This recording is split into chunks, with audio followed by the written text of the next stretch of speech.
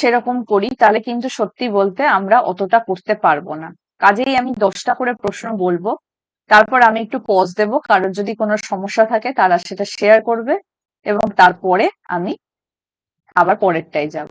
ঠিক আছে?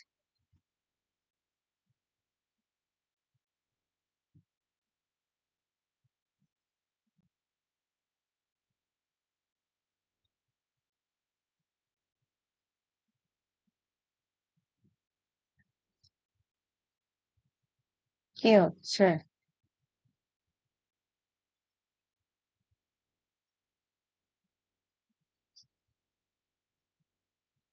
যাদের যাদের পরীক্ষা হয়ে যাচ্ছে তারা তারা ফিডব্যাক দিও। কালকে আমাকে যেমন ইদ্রিস বলল যে কি কি ভুলও করেছে, আহ বললো অনেক ব্যাপারগুলো, তাও যেটা আমি বলেছিলাম সেরকমটা ফলো করেনি, আমার যেটা মনে হলো। আর সেই কারণে ও বেশি কোশ্চেন করতে পারেনি। তো বারবার বলে দিই যে আগে যেন তোমরা 5 মিনিটে 25টা জিকে শেষ করো। ওরে বাপরে আকাশ! ঠিক আছে, আকাশ ঠিক আছে, অল দ্য বেস্ট, খুব ভালো হবে। হুম। আর 5টা, দাঁড়াও, তোমাদেরকে আমি আরেকবার বলে দিচ্ছি, প্লিজ এটা ফলো করো, হ্যাঁ, নইলে কিন্তু তোমরা পরীক্ষায় পুরোটা শেষ করতে পারবে না। সেটা হলো একদম প্রথম 5 মিনিটে জিকে সেকশন শেষ করবে, তারপরে 7 মিনিটে শেষ করবে ইংলিশ। তার মানে এখানেই 5, 7, 12 থেকে 15 মিনিট আমাদের জিকে আর ইংলিশে চলে গেল। তার মানে 60 মিনিট টোটাল বাকি, তাই না? আর আমাদের কাছে 45 মিনিট বাকি আছে। এই 45 মিনিটের মধ্যে 17 থেকে 18 বা যাদের একটু বেশি সময় লাগে 20 মিনিট মতন, সেটা তারা দেবে রিজনিং এ। আর 20 থেকে 25 মিনিট তোমার যেটা বাকি থাকলো সেটা থাকলো ম্যাথসে। পরীক্ষায় একটা কথা মনে রাখবে, রাফশিটটা তো আগে দিয়ে দেয়, হ্যাঁ?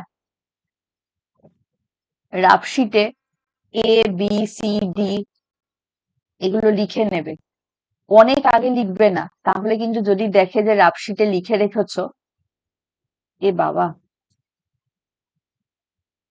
আমি এটা রেকর্ডিং অন করে বলছি, যদি দেখে যে অনেক আগে রাফশিটে লিখে রেখেছো, তাহলে কিন্তু রাফশিট নিয়ে নিতে পারে। তো একদম যখন আহ মানে শুরু হবে তার ঠিক 1 মিনিট আগে লিখে নেবে ABCDEFGHI JKLM, এভাবে লিখবে। এম, তারপর আবার নিচে চলে গেলে NOPQRSTUVWXYZ, এভাবে লিখলে। এবার একটা ওয়ার্ড মনে রাখবে, সেটা হলো জট। হ্যাঁ,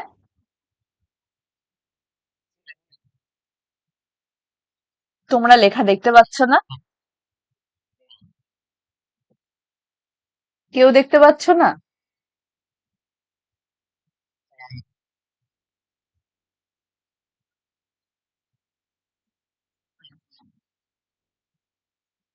ও আচ্ছা আচ্ছা, এটা মনে হয় ফুল স্ক্রিন করলে লেখাটা দেখা যাচ্ছে না। এবার দেখতে পাচ্ছ?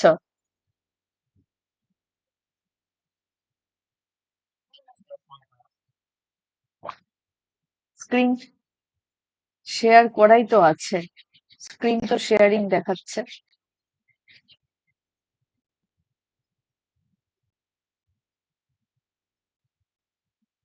এবার দেখতে পাচ্ছ? আচ্ছা, এইভাবে লিখবে। এবি থেকে এম পর্যন্ত, এম এর পর থেকে এম থেকে এদিকে লিখবে। আর একটা জিনিস যেটা মনে রাখবে সেটা হলো এই যে জট। জট মানে মনে রাখবে, জট অর্থাৎ জে হলো 10, অ্যালফাবেটিক্যাল ভ্যালুটা, ও হলো 15, আর টি হলো 20। তাহলে ঠিক মাথার উপর জে এর ওপর লিখবে 10, ওর 15, টি এর 20।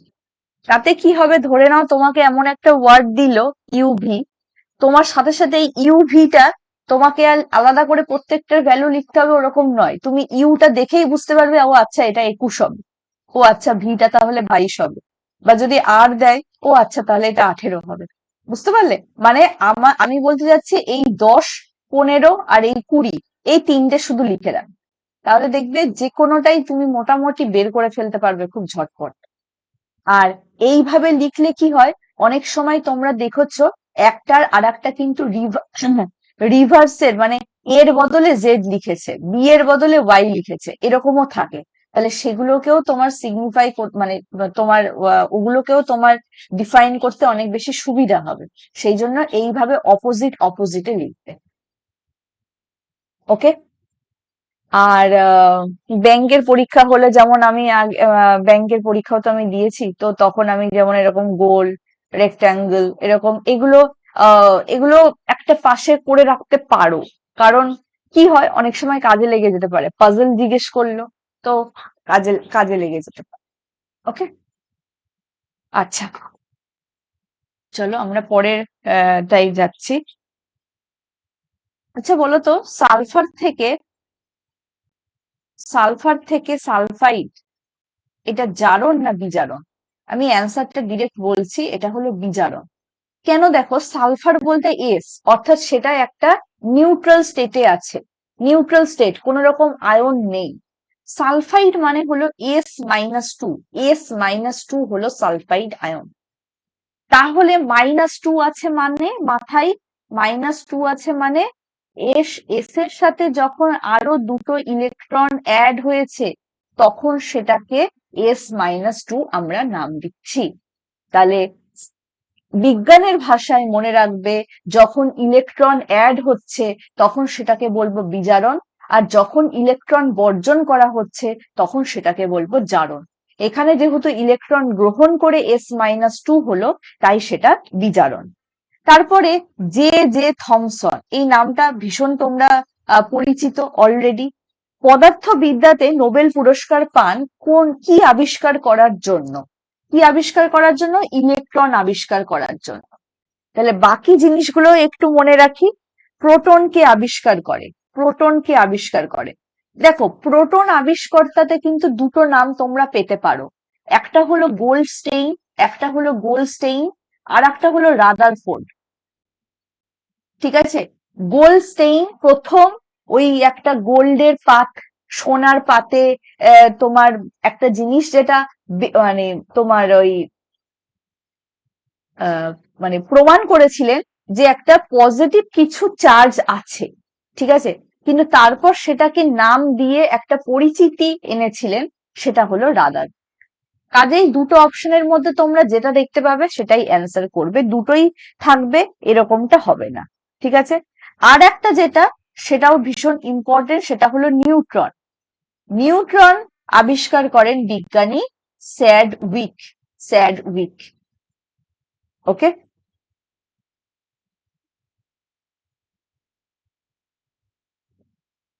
আচ্ছা, আমাকে একটু বলবে ইলেকট্রিক বাল্ব,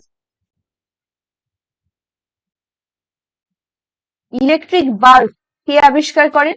ইলেকট্রিক বাল্ব, একদম তাই, একদম একদম, বিজ্ঞানী থমাস এডিসন, তাই না? এডিসন হলো ইলেকট্রিক বাল্ব আবিষ্কার করেন। আর তোমার নিউটন আবিষ্কার করেন কি? মাধ্যাকর্ষ শক্তি। আর তোমার নিকোলা টেসলা, এটা হলো নিকোলা টেসলা, এটাও লিখে দিচ্ছি, নিকোলা টেসলা। ইনি হলেন পরিবর্তী প্রবাহ, পরিবর্তী প্রবাহ আমরা পড়ি না, একটা হলো তোমার কারেন্ট, ডিরেক্ট কারেন্ট যেটাকে ডিসি বলি, আর একটা বলি অল্টারনেটিভ কারেন্ট যেটা এসি, অল্টারনেটিং কারেন্ট। ডিসি আর এসি সম্পর্কে আমরা পড়ি, সেই যে পরিবর্তী প্রবাহ, সেইটা হলো নিকোলা টেসলা আবিষ্কার করেন। আচ্ছা, তারপরে বলতো নিউক্লিয়াসের কাছে, নিউক্লিয়াসের কাছে প্রথম কক্ষে সর্বোচ্চ কতগুলো ইলেকট্রন থাকতে পারে? সর্বোচ্চ কতগুলো ইলেকট্রন থাকতে পারে? আমরা জানি কোনো কক্ষপথে কতগুলো ইলেকট্রন থাকবে, সেটা মানে সেটা নির্ণয় করার একটা সূত্র আছে, সেটা হলো 2n²। তার মানে নিউক্লিয়াসের কাছে মানে দেখো, এইটা ধরে নাও নিউক্লিয়াস, অর্থাৎ এর মধ্যে নিউট্রন আর প্রোটন একদম পুরো কনজেস্টেড একটা পুরো সেন্টার অবস্থায় আছে, আর সেটাকে কেন্দ্র করে আমরা জানি ইলেকট্রনের কক্ষপথগুলো থাকে। আমরা একদম ভেতরে যেটা আছে সেটাকে নাম দিই 1 নাম্বার কক্ষপথ, পরেরটাকে আমরা নাম দিই 2 নাম্বার কক্ষপথ। এইভাবে 3, 4 যত বাইরের দিকে যায় তত কক্ষপথের সংখ্যা বাড়তে থাকে। এবার দেখো নিউক্লিয়াসের কাছে বলেছে মানে প্রথম কক্ষ 1 নাম্বার কক্ষ 2n², যেখানে n হলো কততম কক্ষ সেটা, তার মানে 2 × 1², অ্যান্সার হবে 2টো। সর্বোচ্চ ইলেকট্রন থাকতে পারে 2টো। ক্লিয়ার এইটুকু? আচ্ছা, এক্ষুনি বললাম নিউট্রন কে আবিষ্কার করেন? James Chadwick. আর লিখছি না।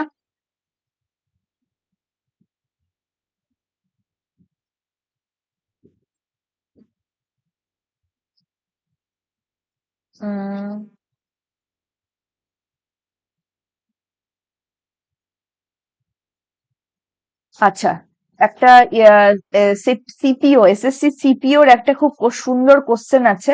আমি এই কোশ্চেনটা একটু পরে বলছি, কারণ প্রশ্নটা ভীষণ সুন্দর, একটু বোঝাতে হবে। আচ্ছা, আগে বলো যে ক্যাথোড রশ্মি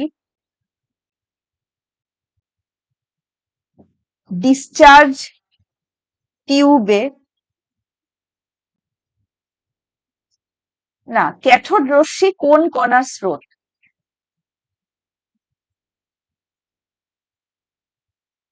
ক্যাথোড রশ্মি মনে রাখবে ইলেকট্রন, ইলেকট্রন কণার স্রোত। ঠিক আছে, ইলেকট্রন কণার স্রোত ক্যাথোড রশ্মি।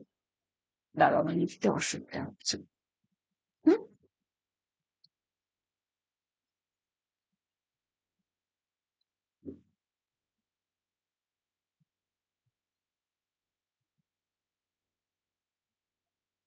আচ্ছা, এক পরমাণুক ব্যাপারটা কি? এক পরমাণুক, দ্বিপরমাণুক, এই ব্যাপারটা সেটা হলো, তোমরা কখনো দেখেছো আমরা লিখি কি H2, আমরা লিখি কি O2, তাই না? আমরা কিন্তু কখনো Na2 লিখি না, আমরা সবসময় লিখি Na। তার মানে এই যখন সোডিয়ামের কথা আমি বলবো তখন কিন্তু সেখানে একটাই অণু উপস্থিত আছে, কিন্তু O2-র কথা আমরা যখন বলবো এবং এটাকে যদি আমরা ভাঙি এভাবে লিখি O+O, অর্থাৎ এখানে দুটো অক্সিজেন পরমাণু দ্বিবন্ধনের মাধ্যমে একে অপরের সঙ্গে যুক্ত থাকে। তার মানে O2টা হলো দ্বিপরমাণু, সোডিয়াম হলো এক পরমাণু। যে কোনো ধাতু সচরাচর কিন্তু এক পরমাণুক হয়, যেমন সোনা, রূপা, তামা, এগুলো এক পরমাণুক হয়। তো পরীক্ষায় এরকম জিজ্ঞেস করে যে নিম্নলিখিতর মধ্যে কোনটা এক পরমাণুক। ঠিক আছে, সেক্ষেত্রে মনে রাখবে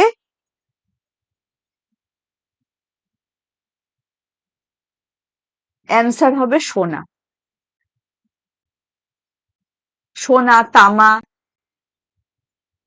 রূপো, এগুলো।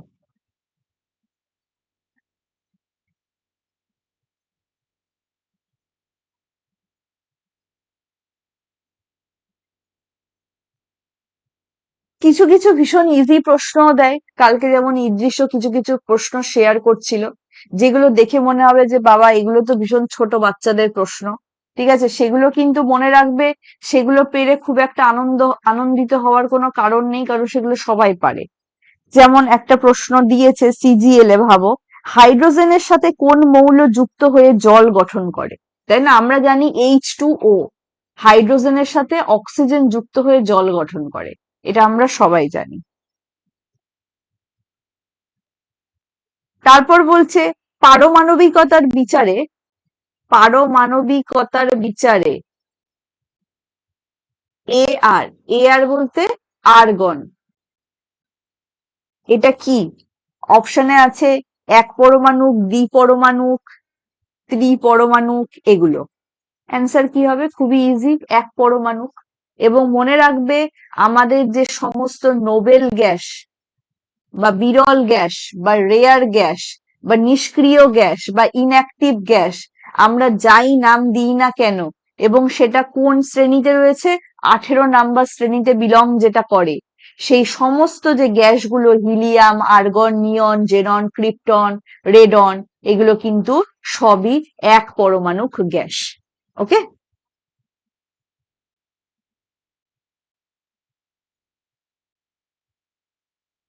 আচ্ছা, এবার বলবে পটাশিয়াম পার ম্যাঙ্গানেট। পরীক্ষায় কিন্তু এই পটাশিয়াম পার ম্যাঙ্গানেট এক্সামিনারের খুব গুরুত্ব মানে পছন্দের একটা জিনিস। পটাশিয়াম পার ম্যাঙ্গানেট এই মৌলে মানে এই সরি মৌল না, এই যৌগে কতগুলো অক্সিজেন পরমাণু বর্তমান রয়েছে? এই যৌগে কতগুলো অক্সিজেন পরমাণু বর্তমান রয়েছে? অ্যাকচুয়ালি কি হয়, অক্সিজেন তৈরির সময় আমাদের কিন্তু মানে আহ প্রত্যেকটা গ্যাস তৈরির প্রসিডিওর গুলো জানতে হয়।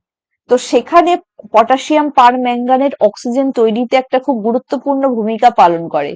তো পটাশিয়াম পার ম্যাঙ্গানেটের সংকেতটা তোমাকে একটু মাথায় রাখতে হবে, তাহলেই তুমি অ্যান্সারটা পারবে। সংকেত হলো KMnO4, পটাশিয়াম পার ম্যাঙ্গানেট, KMnO4।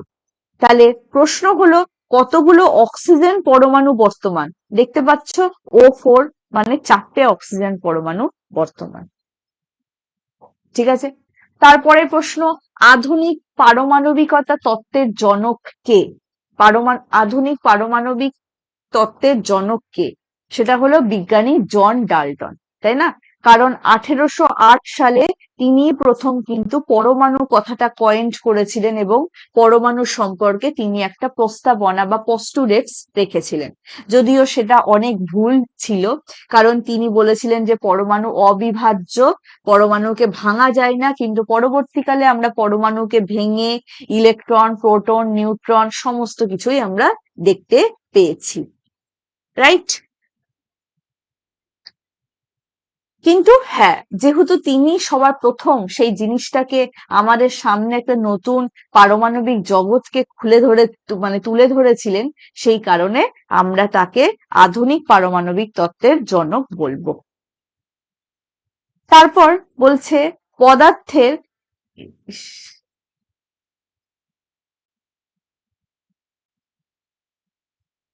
কততম দশাকে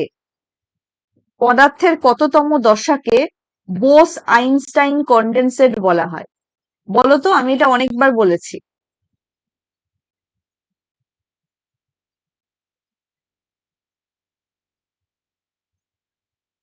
বলো পদার্থের কততম দশাকে?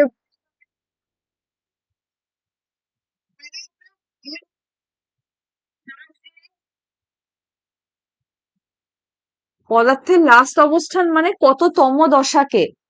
অপশনে আছে দ্বিতীয়, তৃতীয়, চতুর্থ, পঞ্চম। বলো।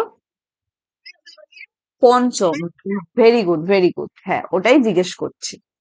আমরা তো বলেছিলাম যে সবার প্রথম কঠিন, তরল, গ্যাসীয়, এগুলো ছাড়াও পরীক্ষায় কিন্তু এখন চতুর্থ আর পঞ্চম দশা জিজ্ঞেস করছে।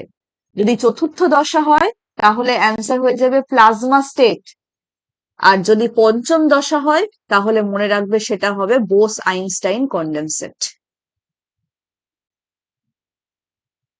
আচ্ছা, এখন আমি যে ওই 5 নাম্বার প্রশ্নটা বাদ রেখেছিলাম সেইটা বলছি। বলছে যদি পরমাণুর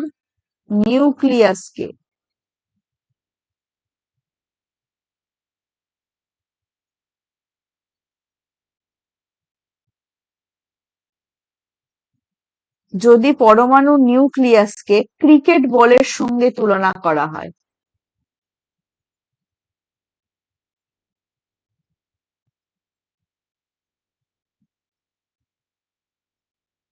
তাহলে পরমাণুর, এটা কিন্তু এসএসসি সিপিও তে আসা প্রশ্ন, ঠিক আছে? আমি কোনো একটা মুখের প্রশ্ন বা মানে পরীক্ষার বাইরে থেকে বলছি না। তাহলে পরমাণুর ব্যাসার্ধ কত কিলোমিটার হবে? এটার অপশন আমি দিয়ে দিচ্ছি।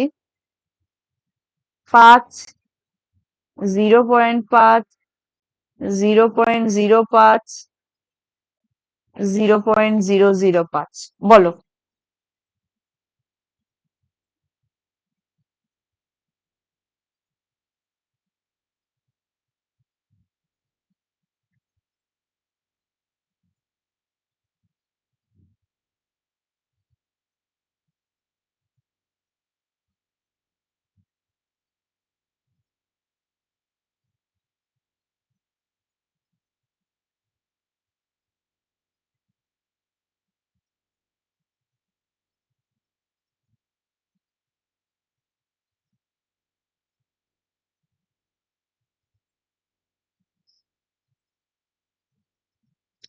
বলো।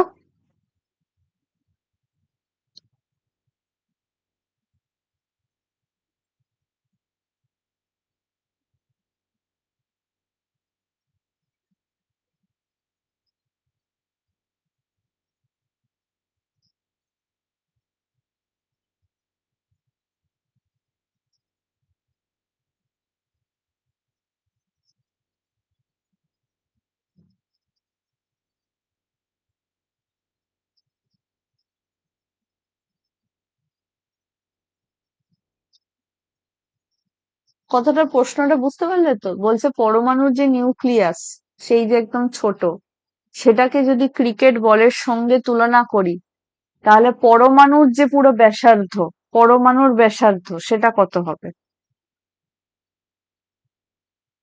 ঠিক আছে, এখানে অ্যান্সারটা হবে, অ্যান্সারটা কিন্তু 5 কিলোমিটার হবে। পরীক্ষায় কিছু কিছু এরকম ডেটা আসে, যেটা তোমাকে মনে না রাখা ছাড়া কোনো উপায় নেই, তো এটাও ওই রকমই মনে রেখো জাস্ট। হুম। হুম, সেটা মনে রেখো। আর একটা আইডিয়া আমি বলে দিই, পরমাণুর যে ব্যাসার্ধ, পরমাণুর ব্যাসার্ধ আমি বলছি, ঠিক আছে? পরমাণুর ব্যাসার্ধ হলো 10⁻⁻10 মিটার, ঠিক আছে? আর পরমাণুর মধ্যে যে নিউক্লিয়াস, সেই নিউক্লিয়াসের ব্যাসার্ধ হলো 10⁻⁻15 মিটার। ওকে।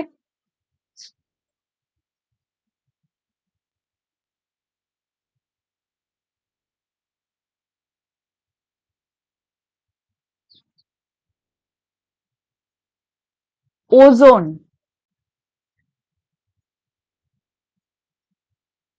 ওজোন মৌলে কতগুলো অক্সিজেন পরমাণু আছে?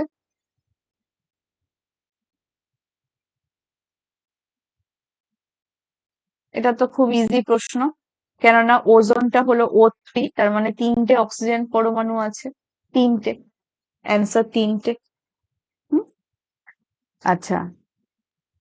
ডাল্টনের পারমাণবিক তত্ত্ব অনুসারে পরমাণু ক্ষুদ্র সংখ্যায় যুক্ত হয়ে কি গঠন করে? ডাল্টনের পারমাণবিক তত্ত্ব অনুসারে পরমাণু ক্ষুদ্র সংখ্যায় যুক্ত হয়ে পূর্ণ সংখ্যার অনুপাতে যুক্ত হয়ে কি গঠন করে, যৌগ গঠন করে? এটাই তো ডাল্টন বলেছিল, তাই না? যে মনে করো H2O, এখানে হাইড্রোজেন আর অক্সিজেন 2:1 অনুপাতে মিশে যৌগ গঠন করছে, জল যৌগ গঠন করছে। এবার আমরা ধাতু অধাতুতে আসব। সেটা হলো, বলছে যে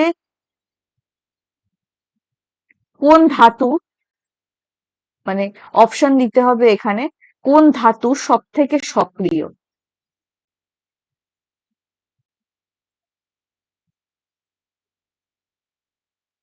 answer Cu, Ca, Fe, Zn। CGL 2019-এ দিয়েছিল, ঠিক আছে? আমি তোমাদের একদম প্রথম প্রথম দিকে পিরিয়ডিক টেবিল পড়িয়েছিলাম, জানি না তোমরা তারপরে সেই বইটাকে কতবার পড়েছো। কিন্তু সেই বইয়ের মধ্যে কিন্তু সব ছিল, হ্যাঁ, যা যা বলছি। অ্যান্সারটা এখানে হবে ক্যালসিয়াম।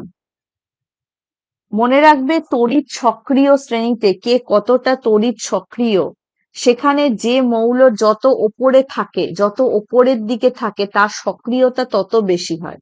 আর এখানে সবকিছুর মধ্যে ক্যালসিয়াম কিন্তু সবার ওপরে আছে, সেই কারণে ক্যালসিয়ামের অবস্থান সবার ওপরে থাকায় ক্যালসিয়ামের সক্রিয়তাও সব থেকে বেশি।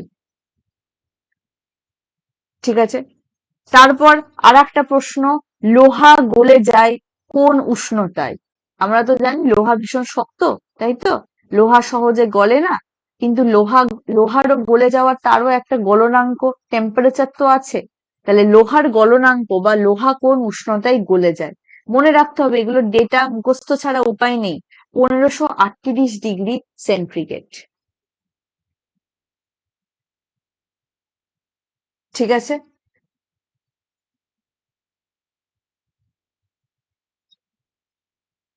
আচ্ছা, এবার পরের প্রশ্ন, লোহার স্ফুটনাঙ্ক কত? তার মানে বুঝতে পারছো, লোহা মানে গরম হয়ে ফুটে বাষ্পে পরিণত হবে। লোহার স্ফুটনাঙ্ক কত জিজ্ঞেস করছে। 2861°C। একদম দুটোই মনে রাখবে।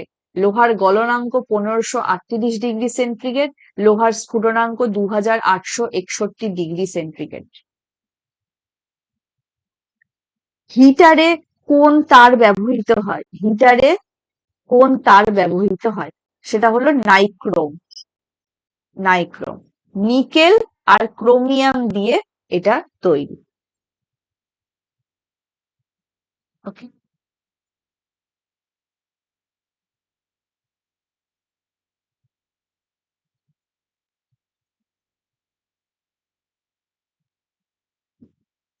আচ্ছা, ব্রাশ। ব্রাশ ধাতু না, মানে ব্রাশ ধাতু না। ব্রাশের বাংলাটা কি বলবো? মানে সংকর, কোন ধাতু আর কোন ধাতু মিলে ব্রাশ তৈরি হয়, এর আগেও বলেছিলাম। ব্রাশের বাংলাটা মনে পড়ছে না। CU আর ZN, এটা কিন্তু পরীক্ষায় আচ্ছার জিজ্ঞেস করে। CU আর ZN, তাই না? দাঁড়াও, ব্রাশের বাংলাটা একটু দেখে নি।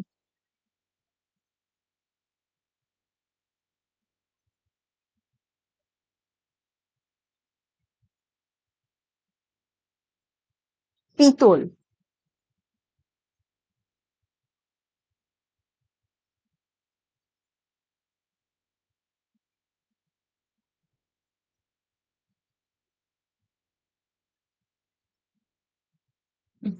এটা পারা উচিত ছিল। ব্রাশ মানে পিতল, কারণ আমি কালকেই আমাদের পিতলের বাসন নিয়ে বোনের সাথে আলোচনা হচ্ছিল, তো তখনই আমি বোনকে বলছিলাম। যাই হোক, তাহলে কপার আর ZN এটার সংমিশ্রণে যে সংকর ধাতু তৈরি হয় সেটা হলো ব্রাশ বা পিতল। হুম, দেখো, এই যে এটা বাংলা করা হয়েছে, কিন্তু ব্রাশটাকে ব্রাশই রেখে দিয়েছি। এটাকে তো পিতল করতে হবে, তাই না? এটা মার্ক করে রাখি, এটা ঠিক করতে হবে। আচ্ছা, তারপর কয়লা খনিতে বিস্ফোরণ। আমরা জানি এরকম এক্সপ্লোসিভ মাইন, আহ সে এরকম জায়গায় কিন্তু কাজ করা বাচ্চাদের একেবারে রেস্ট্রিক্টেড। ঠিক আছে? হ্যাঁ, কেউ ফ্যামিলি কোনো মেম্বারকে হেল্প করতে যেতে পারে, ঠিক আছে, কিন্তু 14 নাম্বার আর্টিকেল কিন্তু আমাদের পুরো এই একটা বাচ্চাকে সিকিউরিটি প্রোভাইড করে। তো কোনো রকম ভাবে তাকে কোনো এক্সপ্লয়েট করা যাবে না, কোনো কাজে এই রকম নিযুক্ত করা যাবে না। হুম, তো যাই হোক, তোমরা সেগুলো পলিটিতে পড়ছো আশা করি। এবার বলছে এই কয়লা খনিতে বিস্ফোরণ যে হয়, এই মাঝে মাঝে এই বিস্ফোরণের জন্য কোন গ্যাস দায়ী? অ্যান্সার হলো মিথেন। এই মিথেন সম্পর্কে একটু বলে রাখি, এই মিথেনের আর একটা নাম হলো মার্স গ্যাস। পরীক্ষায় কিন্তু খুব প্রশ্নটা দেয়। তারপর মিথেন তৈরির সব থেকে বড় উৎস হলো প্যাডি ফিল্ড, ধান ক্ষেত। ধান খেতে কিন্তু মিথেন তৈরি হয়। হ্যাঁ, হ্যাঁ,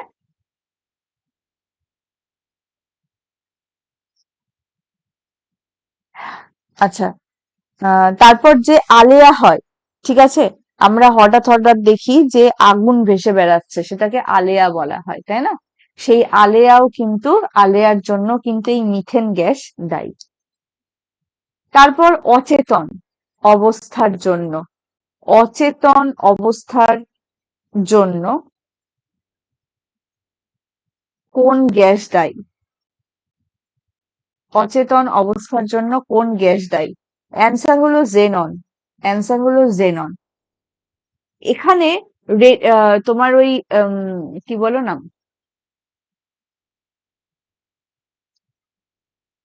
হ্যাঁ, যে নিষ্ক্রিয় গ্যাসগুলো, সেই নিষ্ক্রিয় গ্যাসগুলো সম্পর্কে কিন্তু আমাদের আর একটু দেখতে হবে।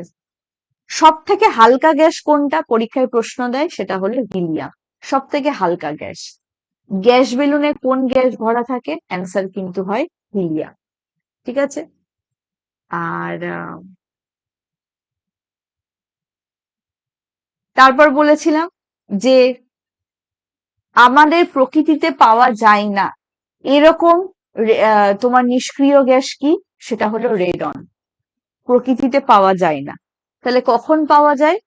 সেটা হলো যখন ভূমিকম্প হয় তখনই একমাত্র এই রেডন গ্যাসের উৎপত্তি হয়।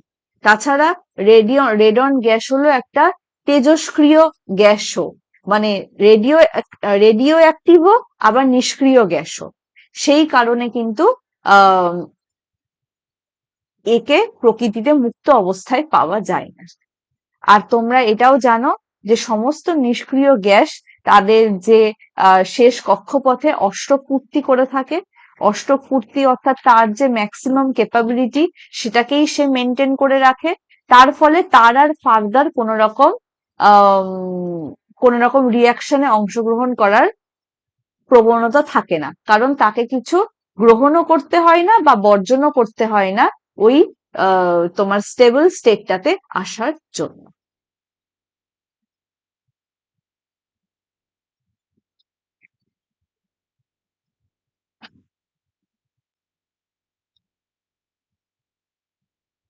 জলের মধ্যে উপস্থিত কোন এলিমেন্টের জন্য জলের মধ্যে উপস্থিত কোন এলিমেন্ট ক্যান্সারের জন্য দায়ী? ক্যান্সারের জন্য দায়ী। দেখো অ্যান্সার নিয়েছে আর্সেনিক। আর্সেনিক। ঠিক আছে। তোমরা জানো আর্সেনিক দূষণ। অবশ্যই আর্সেনিক কিন্তু খুব খারাপ একটা। আচ্ছা, সোনার যে রাসায়নিক চিহ্ন সেটা হলো মনে রেখো অরাম। আর রূপো AU, সোনা হলো AU। ঠিক আছে। আর রূপো হলো AG। মনে থাকবে। আর পারদ, পারদ হলো HG।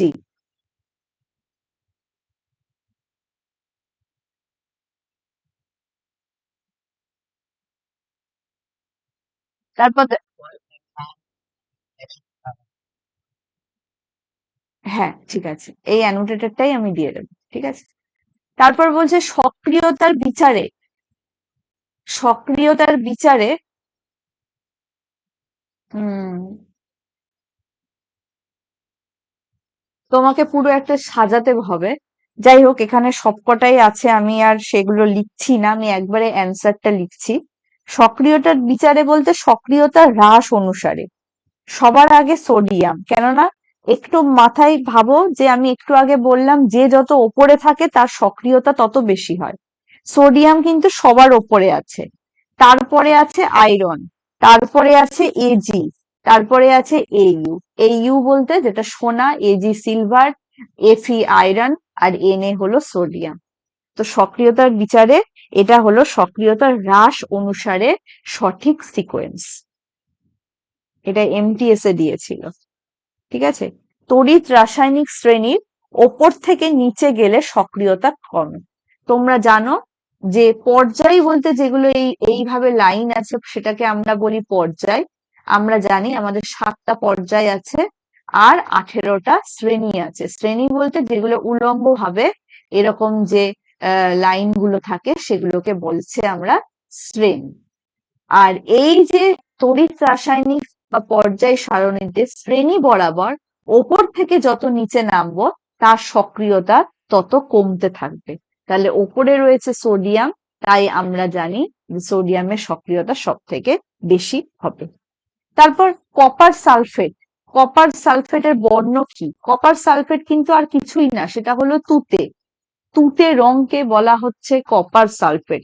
হুম তার মানে এটা হলো নীল। রং কি? নীল। এগুলো হলো, শুধু তাই নয়, কপার সালফেট কমা দিয়ে থাকে 5H2O, অর্থাৎ এইগুলো হলো কেলাসাকার ভাবে অবস্থান করে। আচ্ছা, তারপর পরীক্ষায় আর একটা দিয়েছে উলফ্রাম। উলফ্রামের রাসায়নিক চিহ্ন কি? উলফ্রামটা মনে রেখো ডাব্লু। এটা পরীক্ষায় বহুবার কিন্তু দিয়েছে। তারপর আর একটা প্রশ্ন, নিচের কোনটা একটি ধাতু? অপশানে সালফার, আয়োডিন, আয়রন, সি মানে কার্বন, এরকম ভাবে লেখা। তো তোমরা খুব ইউজুয়ালি বলতেই পারবে যে আয়রনটা হলো আমাদের ধাতু হবে। দেখো সালফার হবে না, আয়রন হবে না, কার্বনও হবে না।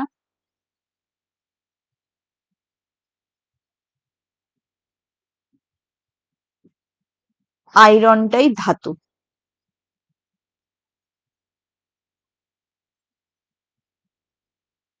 আচ্ছা, তারপর আর একটা প্রশ্ন, সেটা হলো টেলোনাইট।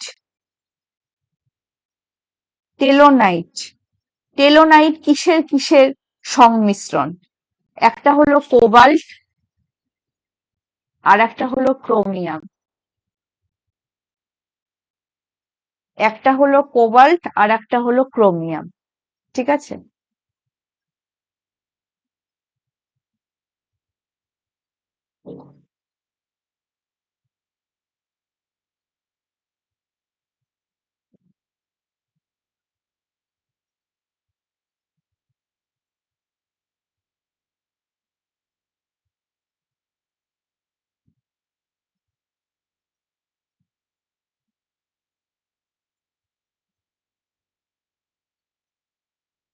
হ্যাঁ, যেইটা আমি ভাবছিলাম সেটা হলো টেলোনাইটকে একটা জিনিস বলা হয়, কি বলা হয় জানো?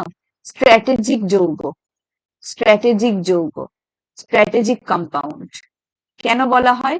স্ট্র্যাটেজি মানে কি? যুদ্ধ। স্ট্র্যাটেজি বলতে যুদ্ধের কলা কৌশল, তাই না? তো অ্যাকচুয়ালি এই টেলোনাইট কম্পোনেন্টটা ইউজ করা হয় তরোয়াল, ছুরি, এরকম ধারালো অস্ত্র বানানোর জন্য। সেই কারণে তাকে বলা হয় স্ট্র্যাটেজিক কম্পাউন্ড, এবং পরীক্ষায় প্রচুর আসে কোবাল্ট এবং ক্রোমিয়ামের সংমিশ্রণে এই টেলোনাইট তৈরি হচ্ছে। ক্লিয়ার?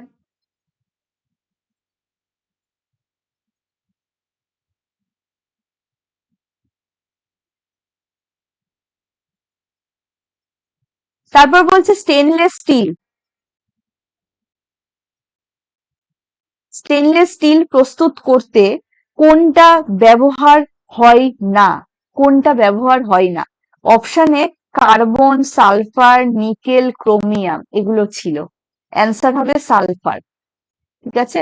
অ্যান্সার হবে সালফার। সালফারটা ব্যবহার হয় না। সালফার অ্যাকচুয়ালি তোমার ওই কি বলো, ভলকানাইজেশন, রবারের ভলকানাইজেশনে সালফার ব্যবহার করা হয়। ওখানে আবার পরীক্ষায় প্রশ্ন দেয় যে রবারের ভলকানাইজেশনে কোন এলিমেন্ট বা কোন মৌল ব্যবহার করা হয়? অ্যান্সার হয় সালফার। কিন্তু কার্বন, নিকেল আর ক্রোমিয়াম মিলে একটা নির্দিষ্ট অনুপাতে স্টেনলেস স্টিল তৈরি হয়। তারপর দেখো, আমরা কি বলো, নিষ্ক্রিয় গ্যাস সম্পর্কে অলরেডি এত পড়েছি, তা সত্ত্বেও আমাদের নিষ্ক্রিয় গ্যাসের প্রশ্ন দেখবে কখনো শেষ হবে না। আর একটা প্রশ্ন দিয়ে দিয়েছে, কোন গ্যাসের মধ্যে দিয়ে কোন গ্যাসের মধ্যে দিয়ে তড়িৎ পাঠালে কমলা বর্ণ ধারণ করে? কমলা বর্ণ ধারণ করে। অ্যান্সার কি হবে জানো? নিয়ন। তোমরা এভাবেও ভাবতেও পারো, নিয়ন আলো। কিন্তু আহ কিন্তু হ্যাঁ, নিয়ন আলো তো অনেকটা সবুজ রং টাইপের আমাদের চোখে ধরা যায়, হঠাৎ করে কমলা রং ধারণ করে কেন হলো? যাই হোক, আহ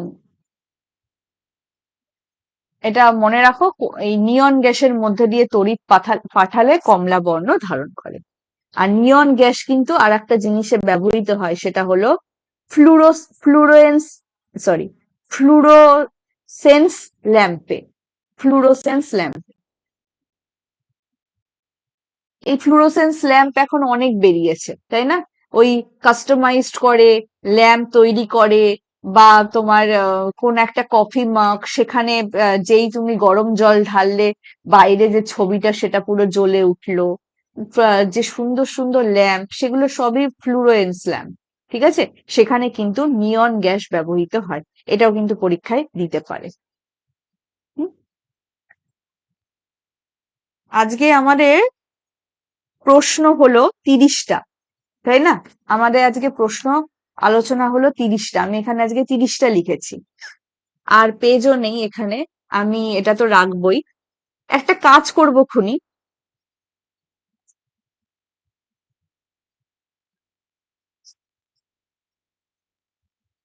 আরো 70টা প্রশ্ন আজকে রাতের মধ্যে আমি ভয়েস করে, একটা বিশাল বড় ভয়েস করে তোমাদের গ্রুপে পাঠিয়ে দেবো।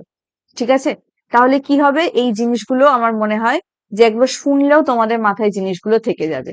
আমি জাস্ট চাই যে তোমরা পরীক্ষা হলে যাওয়ার আগে তোমাদের যেন এই PYQ গুলো কমপ্লিট হয়ে যায়, আর কিচ্ছু নয়। হুম?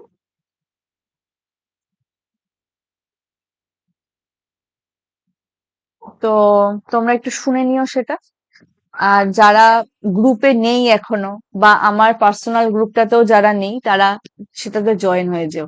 কারণ আমার মনে হয় গ্রুপ কেন স্যাররা বারণ করে, যাতে গ্রুপে কোনো রকম আনএথিক্যাল জিনিসপত্র না চলে। আমাদের এখানে কিছু আনএথিক্যাল চলছে না, আমরা জাস্ট একে অপরকে সাহায্য করছি। তো আমার মনে হয় গ্রুপে নির্দ্বিধায় জয়েন করে যাও। ঠিক আছে? যে বললে যে এটা দিয়ে দিতে, তাকে আমি বলছি যে এটা আমি তোমাদেরকে দিয়ে দিচ্ছি। এই রকমই ভাবে পিডিএফটা এক্ষুনি উম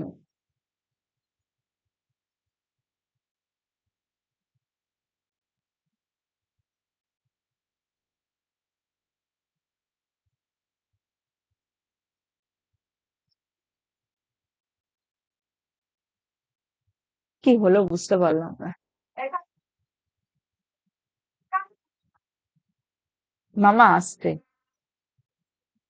আচ্ছা আমি এই মুহূর্তে এখন একটু তাড়াহুড়োতে আছি, তো আমি অফিস থেকে এসে তোমাদের পাঠিয়ে দেব। আর প্রশ্নগুলো আমি তোমাদের সারাদিনে পাঠিয়ে দেওয়ার চেষ্টা করব। ওকে? আর আকাশ, তোমার তো আজকে পরীক্ষা আছে, ভালো করে পরীক্ষাটা দিও। আর একটু গ্রুপে জানিও যে আহ কিরকম প্রশ্ন আসছে, সেটা প্লিজ একটু শেয়ার করো। হুম? চলো, সবাইকে টাটা।